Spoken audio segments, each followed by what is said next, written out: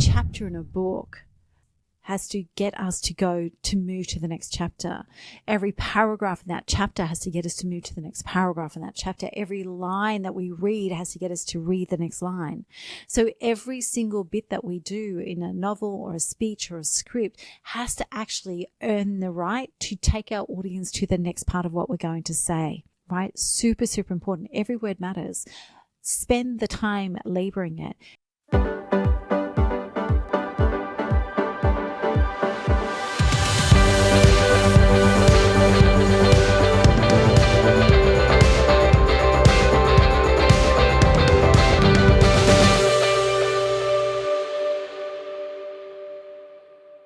Welcome to episode 58 of the Speaker Driven Business Podcast and our first episode for 2025.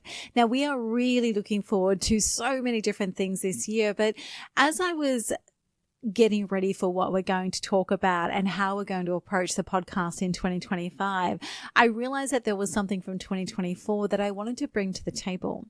We realized as a team that I had reviewed more than 100 speech scripts in 2024. And in all honesty, it's closer to 200 mark. However, we couldn't quantify more than just over 100. And that doesn't include the amount of revisions that I did review for each of those scripts. So how come we reviewed so many? Well, it started off with the Speak Like TED program in February 2024, which is where 25 people came together to work on their TED Talk and competitively pitch for the opportunity to deliver their speech live to Carmine Gallo, one of the world's premier experts in communication and TED Talks itself, to actually deliver live to Carmine Gallo and receive hot seat coaching from both Carmine and his wife, Vanessa, who chose to join the program when she saw the quality of the speech scripts that were coming through to Carmine prior to the final event. We then launched Paid Speaker Accelerator. Now, Paid Speaker Accelerator is our signature program. It runs every year, and in 2024, it was the third year we had run this. It was the final iteration of it. It is a program that is close to my heart because we actually work very closely with the cohort over a period of 3 months to get their signature keynote together, and then 3 months after that to actually launch into the marketplace and direct them and guide them on how to do that. We've had some outstanding, incredible success for first-time speakers and for speakers actually repositioning themselves who have been around for a little while. Now, what I love about that is we actually spend, as I said, 3 months producing a signature speech that is exquisite. And then we have about a month where we actually review the scripts and they get speaker practice days where we're live hot seat coaching to the scripts that have been produced by the people working in the program. That was all in the first half of the year before we launched the Speak More Collective in August 2024. And the Speak More Collective is our global membership community, which is growing rapidly and which we are loving. We get to bring everything we know to be true about the world of speaking and pitching and sales to the table for our members to learn. So, month 2 of the Speak More Collective, our module was all about being heard, and being heard from the perspective of, is your content good enough to be heard from the stage? And so module 2 was our signature speech module. And there were a number of our members who actually booked script review and one-to-one coaching sessions as a result of the scripts that they generated from that month's training. So in 2024, I also worked with 21 private clients to position, reposition, refine, and sometimes relaunch their speeches. So there was a lot of speech and script writing reviews. Now, one of the reasons why we actually script, and this is covered in a lot of our podcast episodes, I'm a huge believer in scripting. I'm not a huge believer in rehearsing until you sound like you're so polished and that you are so almost mechanistic in what you do. I believe in scripting for a range of things: to build the muscle of delivering a great speech, to build the muscle that you need to understand the structure, which is how we take your audience from where they are to where you want them to be to where they never expected to be. You can't do that randomly. It takes structure and you need to learn it. I believe in script writing because it actually is the way that we actually work with you to coach you in masterful storytelling and use of language and all the things that go together for you to be able to sway and influence and make an impact, a difference, a real difference from the stage. There are so many reasons for scripting, but this episode is not about those. This episode is all about what I learned from reviewing more than 100 scripts from our clients and our program participants in 2024. And these were all personally reviewed by me. And this is one of the keys with our programs at this point, including the programs that we've got coming up in 2025. I'm still getting used to saying that. So Paid Speaker Accelerator in 2025 and our ongoing work with the Speak More Collective and a yet to be announced program.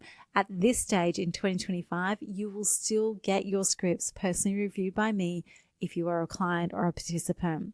So let's run through all of the things that I've learned and observed. And this is actually, I say all of the things, but it's not all of them. And I'm sure we're going to have lots of conversations moving forward. But these are the main things that came to mind when I was thinking about 2024. The first thing is, it's very obvious when the blue apple is missing. Now, if you are new to our world, if you're bumping into it from here, then I would highly recommend going back and listening to episode 17, where we actually unpack Blue Apple strategy with you. And Blue Apple strategy is actually our way of forming up what we call a through line in a TED Talk. And everyone, or most people who are interested and invested in speaking, understand what the through line from the TED Talk is. But let me tell you now, the TED Talk simply popularized the concept of the through line. Before that, it was known as the central argument or the controlling idea in books and movies. It has been literally around since almost the dawn of time. Well, the dawn of movie telling time anyway, movie producing time anyway. And that is because it actually creates a through line that makes sense to an audience. It's a way that ensuring that an audience can logically follow where you're taking them, that you can create emotional arcs and you can actually make decisions about what goes in and what gets left behind. It's kind of like the cutting room floor. Now, why I know that the blue apple is missing, or when I know that the blue apple is missing, is it's unclear messaging. It kind of seems to be multiple messages instead of one core message that everything supports. It kind of meanders. There's multiple off ramps. I'm not really sure what the point is when I finish reading the script, or actually where you wanted to take me and land me.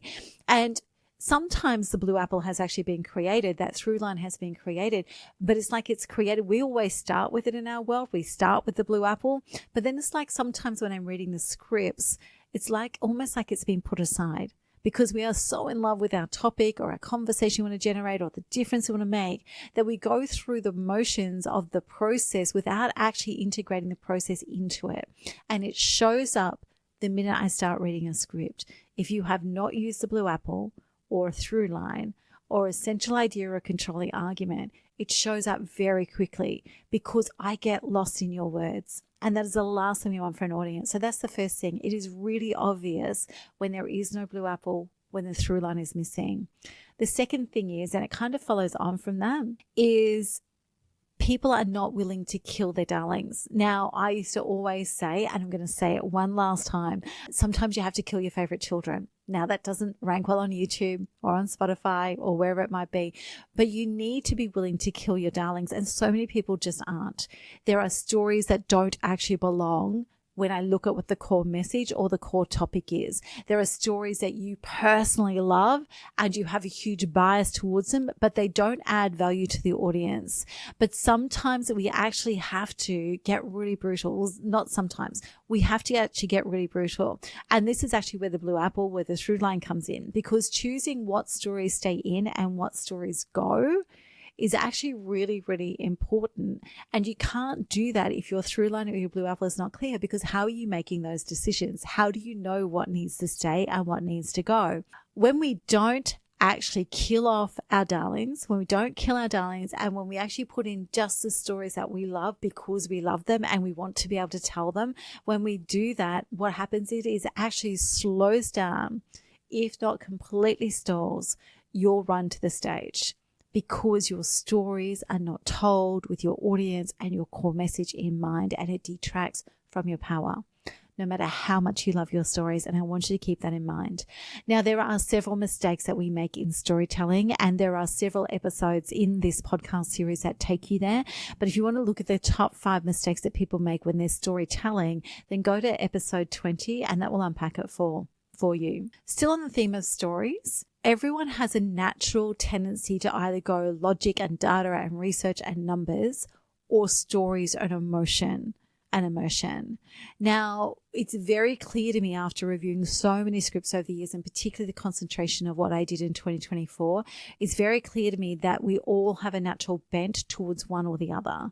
But the thing is, if you are going to be masterful in how you actually present and speak from a stage or from the front of a room or from the platform, then you actually have to come to a place where you understand it's a yes and. It's not logic or stories. It's logic and stories. You need both to become masterful. So wherever your natural bent is, that's more than okay because we need both. But make sure that you're deliberately building your skills and your muscle in the other. Still on stories. We have macro stories and micro stories. And what I'm finding, particularly for those who are actually looking at stories for the first time, at building that muscle out for the first time ever, what I'm finding is we understand. So in story structure, in speech structure, we actually have blockbuster stories on the way in, and we also have one on the way out to set the scene for how we're going to end our speech, right? So we have big chunks of stories coming in. In our world, our pure form keynote has 3 stories on the way in.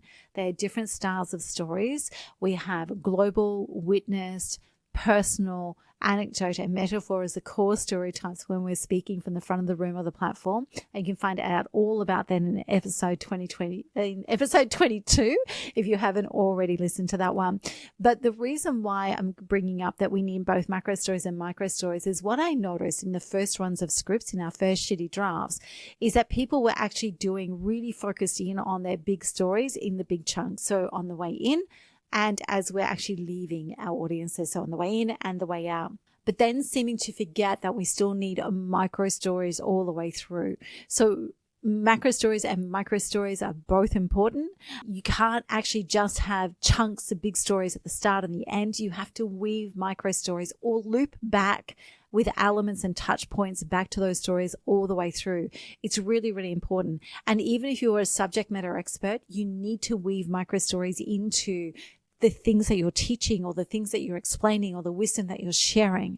If you don't bring micro stories in, you cannot connect with your audience. So the more logical and data driven, and I'll actually reference Carmine here because we worked with Carmine in our Speak Like TED program. And there's also a previous episode from 2024 with Carmine Gallo.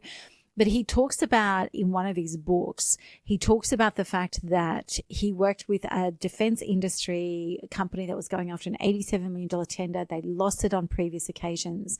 And the biggest thing that he did was he got them out of just telling logic and rationales and research and data and into storytelling around all those points. Now, they resisted it to start with, but they were also desperate, so they gave it a go. And for the first time ever, not only did they get shortlisted, but they won the contract. So in one of the most technically, logically driven industries on the planet today, storytelling was what actually made the difference and took them from almost did it, from run at it to actually winning it. So it's really important that you use stories at the macro and micro level all the way through. So what I mean by macro and micro is big stories and small stories that actually keep building on your theme on the way through. Stories are the only way that you can establish credibility, that you can establish connection, and that you can create that point of resonance that we need for something to really land. So that's that one. The next thing is that people do not invest in painting pictures with their words. Chris Anderson, who is a curator of TED Talks, and I feel as though I'm actually harping on about TED Talks, but they are the most viral format of our generation for a reason. But Chris Anderson talks about the only responsibility of a speaker is to recreate the picture of something in somebody else's mind. So we actually need to create emotional arcs through the language that we use, through the words that we use. We need to be able to drop people into moments through the words that we use. We need to be able to actually paint a picture in somebody's mind through the words that we use. We actually have to use emotive language. We have to use a language that describes how something feels, how something looks, how something sounds. We need to describe the emotions around it. We need to describe what we can see. We need to describe what we can smell. So all of these words need to come into play in every story that we tell and every part of the speech that we deliver. You have to invest in the skill of language and words and how to put them together. Is so critical to great storytelling. And you you can start that with this podcast series. The episode 26 is actually all about the charisma pattern, and that's a really great starting point. If that's all you do to shift your speaking this year, it will make a phenomenal difference. Every time we've got someone to implement it, it changes the game for them. And it's a skill that will carry over into your pitching and into your sales, which if you are growing any sort of speaker-driven business, pitching and sales is going to be absolutely critical to your success. So you need to invest in painting, in the ability to paint pictures with words. If you don't do that, you are never going to reach the heights that you want to.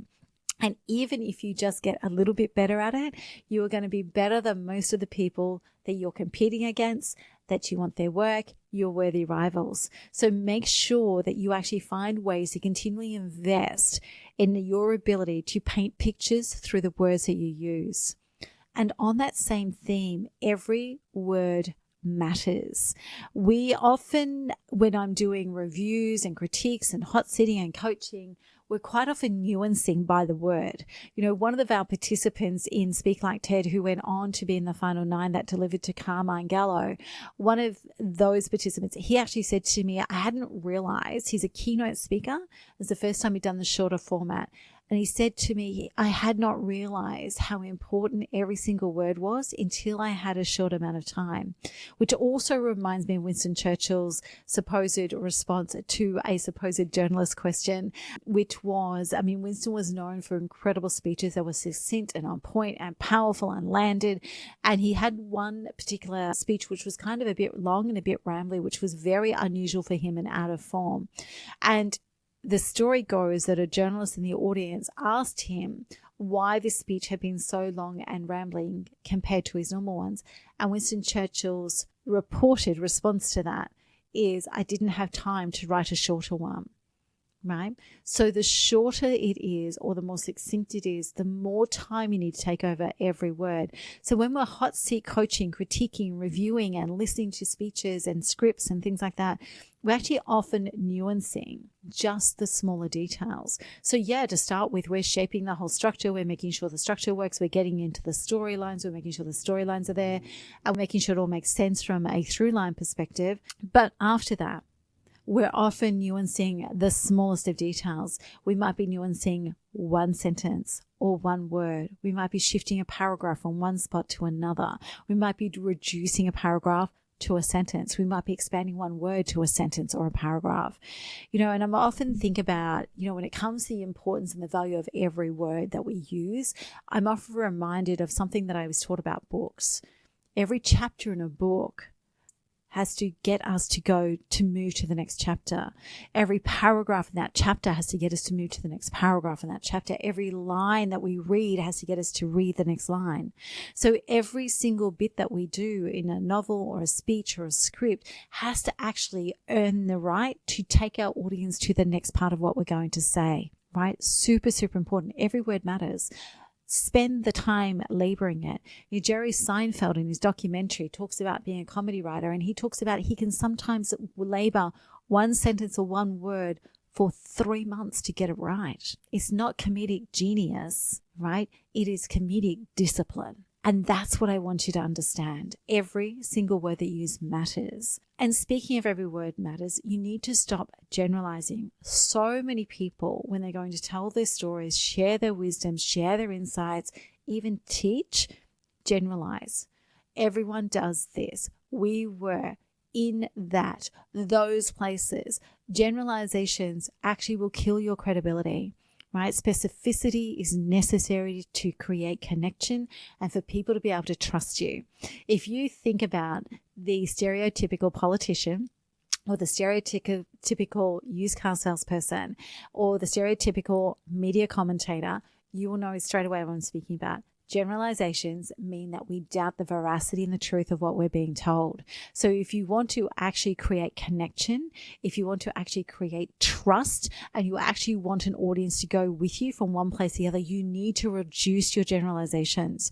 You need to give me specifics in the details. Now, sometimes you can't give all the specifics, but you need to give me enough specifics that I know that this story is real, or this tactic or strategy that you're sharing with us, or this wisdom or insights. I know it's been earned through lived or worked experience. If you generalize, I don't believe you. It is that simple. So get really good at removing the generalizations and getting some specific detail into every chunk of your speech. Then there's a few rules that I want to run you through that I actually feel, even though some people say that they know about them, it's not showing up in how they're writing their speeches. Rule number 1 is don't overload the audience. Now, I have harped on about this so much.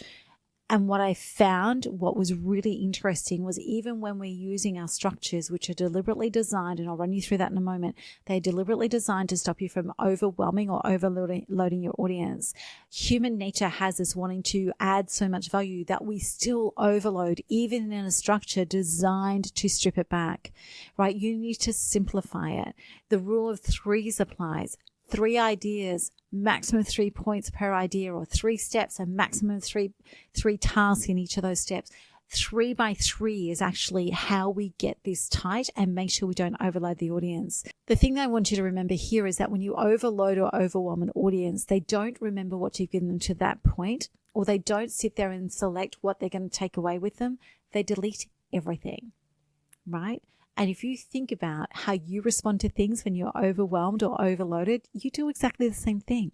So why do we think our audiences will behave in a different way to how we behave, right? So don't overload it. Simplify it. Strip it back. Less is more. Deliver it at a pace and an amount of information that an audience that is brand new to your world can still follow and absorb without overloading and overwhelming. It's so important, because all that happens if you overload the audience is they switch off, they switch out, and they will never follow you. You will never get the transformation from the stage or the platform that you're seeking. The second rule is one that is really important. One of the evaluations I ask people to think about when they're thinking about their speech is, what is the gift in what you're speaking about, right? And the gift should be something that you share with them today, they can use or share tomorrow, and share on Monday. Now, let me say that again a bit more clearly. The rule of a great speech is you must give them something. You give them something that they can hear from you today, use tomorrow, and share the next. Really, really important. One of my very early speaking mentors put it this way: tell them on Friday so they can use it on Saturday and share with their mates on Monday.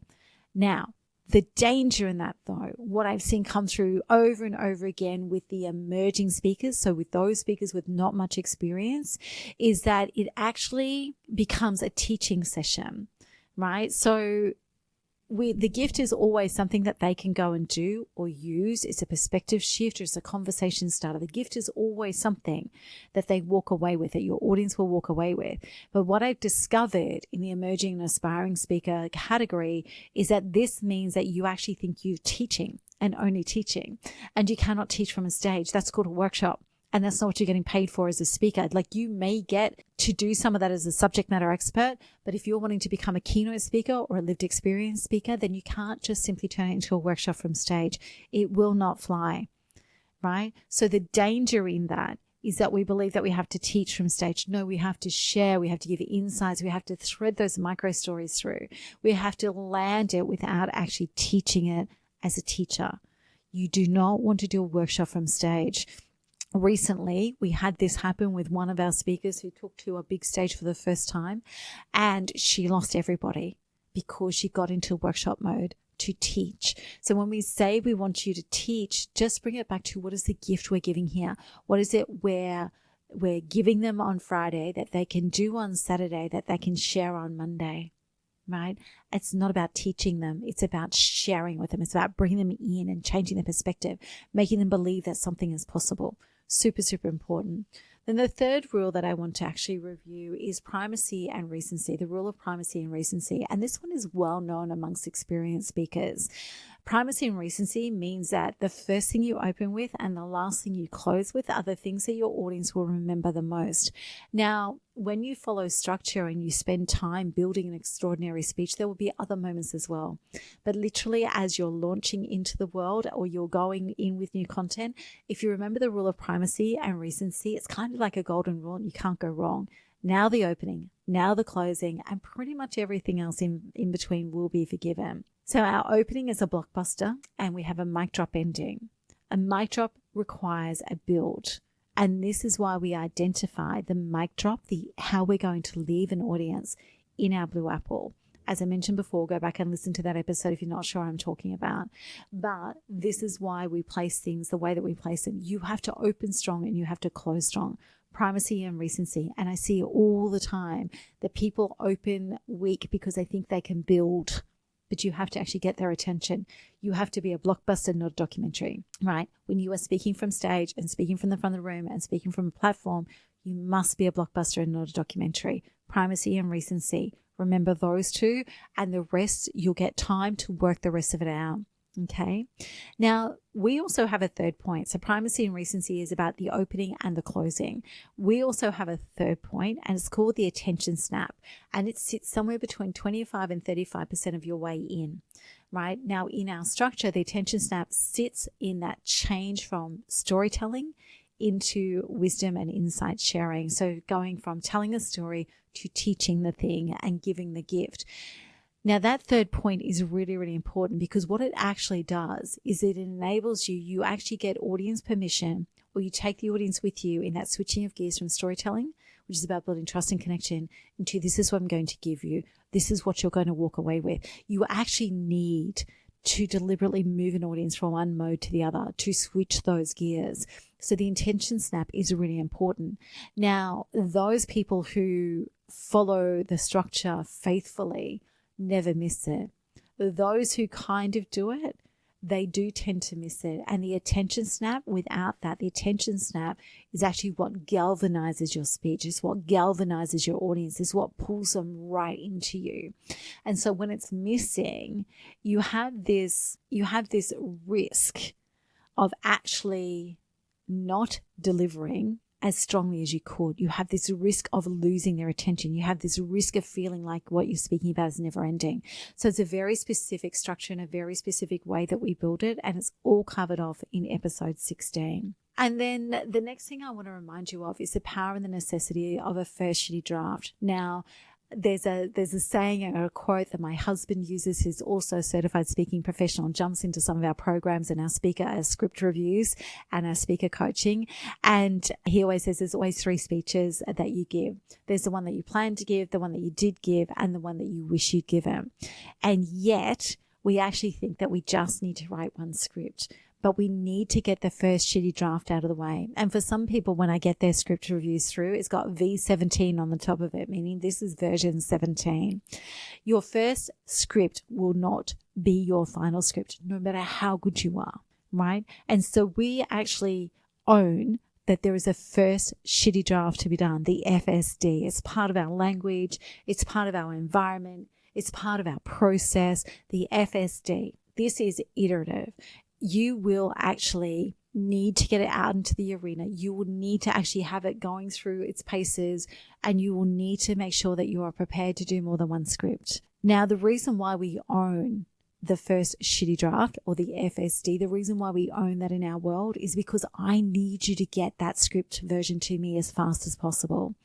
You need to actually get a first shitty draft in FSD to your mentor or your coach, your trusted advisor in this space as soon as possible. What I find happens is if we don't have the FSD, is that people are trying to perfect their script before they get it to me. And to be blunt, you don't know what the hell you're perfecting. And it really does create damage. Every time someone is trying to get something to the best possible state before they give it to me, they are on the wrong track. And recently it happened with one of my clients. And by the time she was willing to share the script with me, we were too close to delivery for me to actually change anything. And it was not her most powerful work. So it's really important to own the FSD as part of the process, and to own that that is literally going to be the first of potentially many, because this is iterative, right? This is really iterative, and it's really important for you to understand. The other thing with the FSD is you have to say it out loud. So many people actually will go through to get it to a perfect script without ever saying it out loud. And so we've changed our process. I will no longer review an FSD unless it's got an audio recording with it.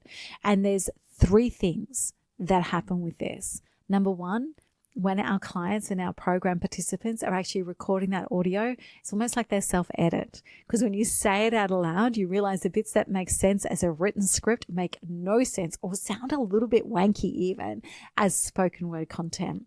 So saying it out aloud actually enables you to make the first raft of those iterative changes that we were just talking about. Also, when I hear you, it lands differently to when I read you. And so if I have both your script in front of me and I'm listening to you as you speak it out aloud, then I can actually make powerful, nuanced changes fast and get you and accelerate your progress towards the end. And the other thing that is really important, that is missing in nearly every single FSD, is we need auditory anchors. So we need auditory anchors and auditory markers to delineate. So for example, some of our formats are 5 big ideas and people just move from one idea to the next. You need to actually create an auditory marker for that. You need to, even sometimes it's as simple as just numbering it off. The first thing we do is, the second thing we do is, the third thing is, the fourth and the fifth. Sometimes it can be a variation. Firstly, we will. Secondly, we will. Before we then. And then we will. Before we finish with. Right? So you just need to create these auditory markers and anchors, sometimes between stories, definitely with your attention snap, between each of the ideas, between each of the steps, between each of the strategies, between each of the conversations you want to have. You need to create auditory markers. And until you read it out aloud, it can quite often be missed. Right? So if you feel like your content is running into each other and it's just like this one long content piece, it's probably because you haven't created auditory markers. And sometimes that can be just simply that you pause to allow something to land, but they must be scripted. So you have to say it out aloud because number 1, you will self-edit and self-audit and do the first round of iterative changes all on your own. Number 2, I, or a coach like me, can actually accelerate the strength and positioning and beauty of your speech, of your script, if we can both hear you and read you at the same time.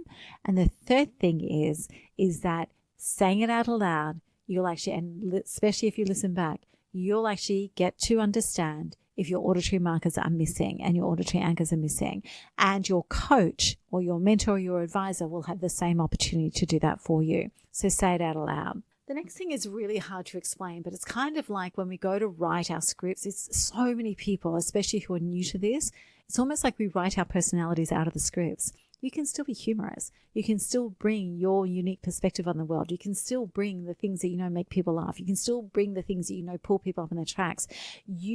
Your experience, your humor, your perspective, your stories, your worked experience, all of the things that are you and uniquely you, this is what we pay you for on the stage. Yet over and over and over again, when I read that FSD, the person's lost their personality. Now, for some people, it's because it's really hard to express themselves in the written format, and we have ways of dealing with that. We have ways of getting around that. But you have to get to the point where you've got a written script, right? And you have to get to a point where you're comfortable enough to let who you are show up in that script so that we actually see you and fall in love with you and what you know to be true about the world when you step on that stage or speak from that platform. And then there's one more thing that I want to finish out with before we wrap it up, and that's this one. 99% of people are not bold enough. 99% of people are toning it down. 99% of people are trying to play it safe and yet make it big. The two cannot coexist. You cannot play it safe and make it big at the same time. So I want you to do this. I want you to scan the people that you listen to. Go back even and look at some of the guest experts we've already had: Carmine, Gallo, Elizabeth McCormack, Peter Merritt, David Averin, and we've got some incredible experts coming up in the series. Scan every single person you love to listen to, all the speakers that you admire, the TED Talks that you think are brilliant, the speeches of the people that we don't even know their names that have just lit you up. And you will discover one thing: none of them are bland. None of them are blending in. They are all bold. They all know who they are. They are all strong in their identity. you need to be bolder than you already are. Now, this is what I love about speaking though. Wherever you're at, we can all learn how to be better at it, right? Every single one of us can learn how to be better at it. And if you're willing to do an FSD and to engage with a coach and a mentor or an advisor, then I know absolutely that you can get better at it, because that was my journey as well. I did not start out as a great speaker, and I definitely think I'd ever be good enough. Did not ever think I'd be good enough to coach and train others. But here you go. It's a muscle that every single person on this planet can build. We talk about speaking being a contact sport. And that is true even before you get into the arena. And I want you to think about this. You have to bounce it, iterate it, script it, say it out loud, get feedback from someone you trust. It's a contact sport right from the get-go. And if you're not willing for it to be a contact sport before you even get it into the arena, then getting into the arena is, one, going to be difficult, and two, may actually be heartbreaking when you get there, because you won't be ready for it. It's a contact sport right from the moment of inception. And the best part about all of this is, no matter where you are right now, you can get just 1% better every time you script, every time you speak, every time you put an idea together. And that 1%, if you did that 1% better over a whole year, you will be more powerful in your spoken word content at the end of 2025 than you ever imagined possible.